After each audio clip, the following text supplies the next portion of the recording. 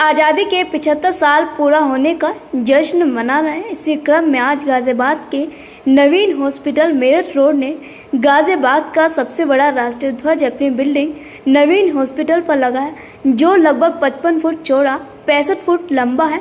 शुभकामनाएं देते हुए डॉक्टर अनुज गोंड ने बताया कि भारत जब आज़ाद हुआ था तो विश्व को यह लगता था कि इतने धर्म और भाषाओं वाला देश आज़ादी के बाद किस तरह से अपने आप को संभाल पाएगा, लेकिन हम हिंदुस्तानियों ने इसको बखूबी न सिर्फ करके दिखाया बल्कि आज विश्व पटल पर अपने आप को सिद्ध भी करके दिखाया। उन्होंने कहा कि अंग्रेजों ने जब हमारे ऊपर शासन किया तो तकरीबन 45 खरब की संपत्ति को वहां से लूट कर ले गए थे।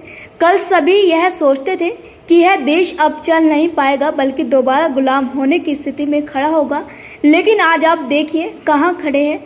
पूरा विश्व आज भारत का लोहा मानता है। उन्होंने देश में होने वाली हरित क्रांति, दूध क्रांति एवं औद्योगिक क्रांति के बारे में विस्तार से बताया। आज भारत को योग गुरु भी कहा जाता है। उन्होंने कहा कि G20 एक ऐसा समूह था जिसमें सभी अमीर देश शामिल होते थे, लेकिन आज भारत G20 की अध्यक्षता कर रहा है। यह भारत के लिए बहुत बड़ी बात है। उन्होंने कहा कि प्रधानमंत्री द्वारा आज कहा गया कि विविधता हमारी ताकत है, ना कि कमजोरी, और जो लोग हमारी विविधता को कमजोरी समझने की कोशिश करते हैं वह खत्म हो जाते हैं। उन्होंने भारतीय युवाओं की सराहना करते हुए कहा कि हमारा युवा आज हर क्षेत्र में आगे बढ़ रहा है।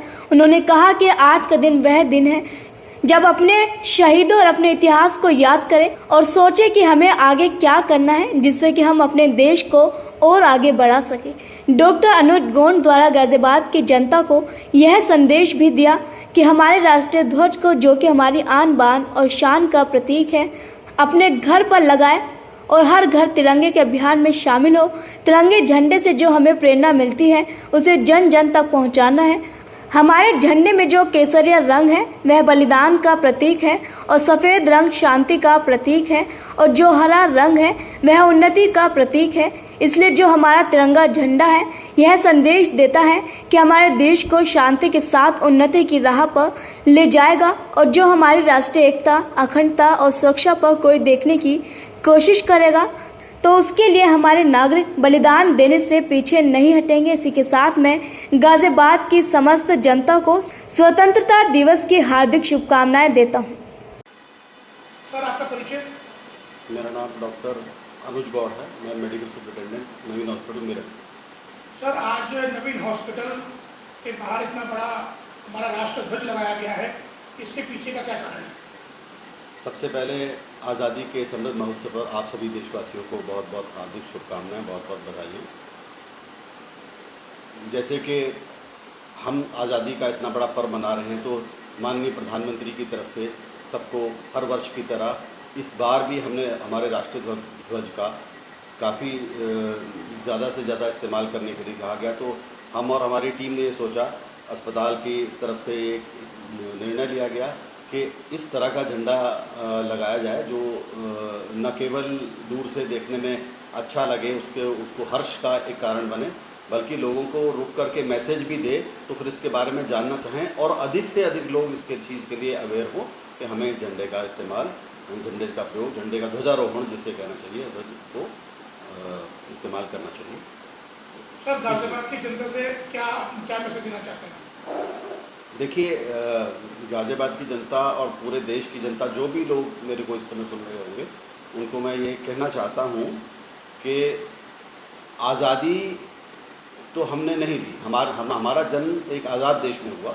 हमने कभी भी आज़ादी के लिए कोई संघर्ष नहीं किया, लेकिन अपने देशभक्तों और पूर्वजों के बारे में जो गाथाएं कथाएं हमने सुनी हैं उसके तहत चलते हुए उनके मार्ग के अनुसरण करने के लिए भगवान ने, समाज ने हमें निश्चित रूप में कोई ना कोई वजह दिया है। पेशे से पत्रकार हो, डॉक्टर हो, चार्टर्ड अकाउंटेंट हो, भले कोई श्रमिक हो, उसके पास हर सूरत में कभी ना कभी कोई ऐसा मौका होता है कि वो देश के लिए अपना काम करे, योगदान दे।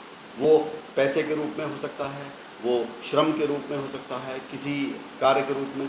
आज हम जिस समाज में बैठे हैं उसमें उपजी किसी भी तरह की कुरीति, कोई गलत चीज़ जो हमें नज़र आती हो, अगर हम समाज को, देश को उससे आज़ाद करा सके तो ये भी आज़ादी की तरह से एक हमारा योगदान होगा।